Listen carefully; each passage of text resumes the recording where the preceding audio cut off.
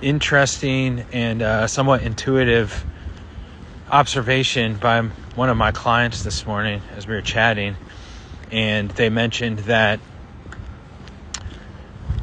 on the days after we do a heavy leg session and they are tired, they notice that the number of steps that they perform throughout the day goes down. And for any of us that have been in this game long enough, who have done cuts or any sort of weight loss, knows that subconsciously our body starts to find ways to be more efficient and burn fewer calories the more and more we cut calories, which is often why people continue cutting calories, number one, or increase activity. But even with increased activity, we'll notice that non-exercise activity thermogenesis, what we call NEAT, often goes down. And I mentioned to him that's a huge reason why I do these walks that I'm on every single day. It's it is not just a drop in the bucket in terms of getting our daily steps in or NEAT. The easiest way to measure NEAT, again, that's non-exercise activity thermogenesis. That can include anything from cleaning your house, fidgeting, tapping your thumbs, tapping your foot at your desk. But the easiest way to measure that is just through steps, because a regular walk counts as NEAT. And we take that a step further, and when we program that into our day, and I block out 45 minutes every day to go for a walk outside, I know that a huge portion of my NEAT calories are already accounted for the day. So even when I'm in a deficit or a client is in a deficit, we want to focus on getting a walk in, preferably outside. It has additional benefits, but that's not what this is about. But so we're hitting that minimum of that magic 10,000 steps every day. And really, from research, what we know is that about 7,400, we can just round up and say 8,000 steps per day is enough to stave off obesity in the research that they've done. If you want to lose more weight, increase the number of steps that you do.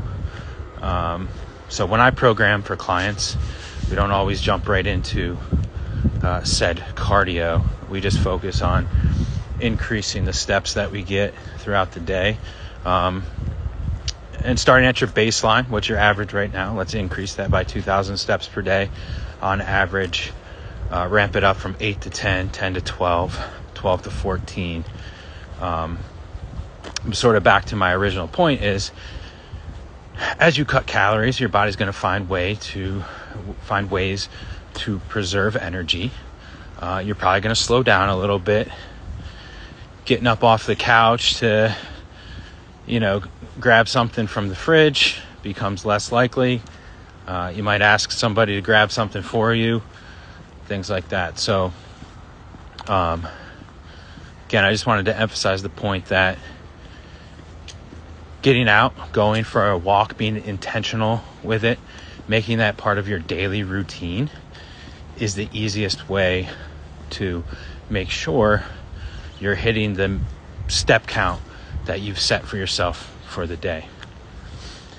Now, the other piece to that is, when we do get into cardio, I keep NEAT and I keep cardio completely separate from one another. So I do my walk every day, 45 minutes.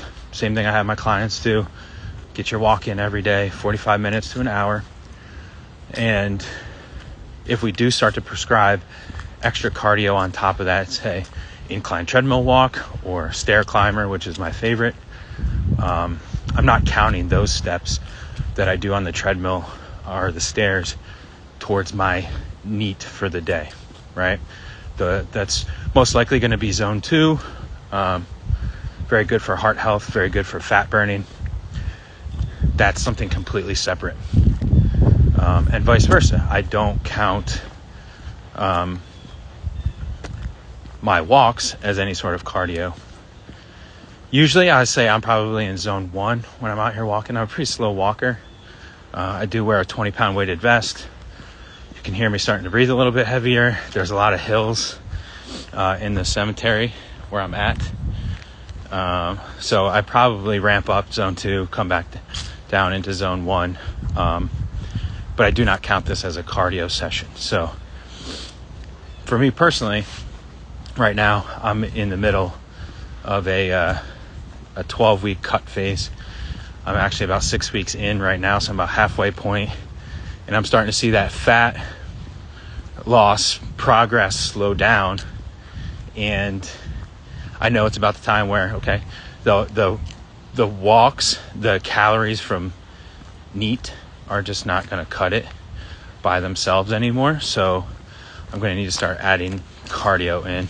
Like I said, my favorite is probably the stair climber. It's not the most fun. Actually, no cardio is fun necessarily, but when I do go to add that stair climber in or my incline treadmill, I don't even consider that as the same realm as what I'm doing right now.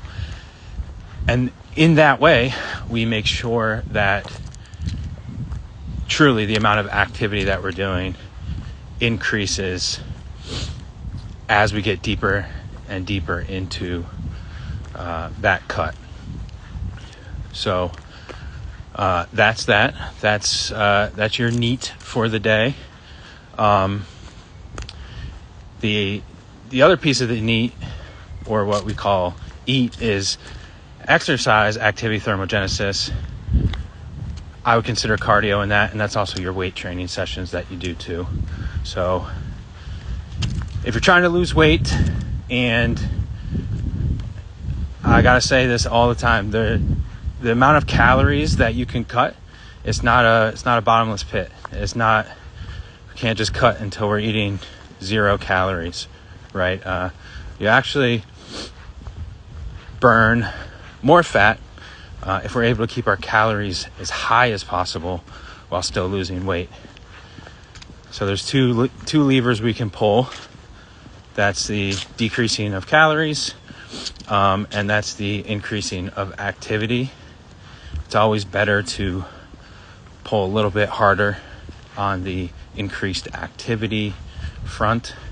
The easiest way to do that, circle back, make everything full circle, is to increase your NEAT.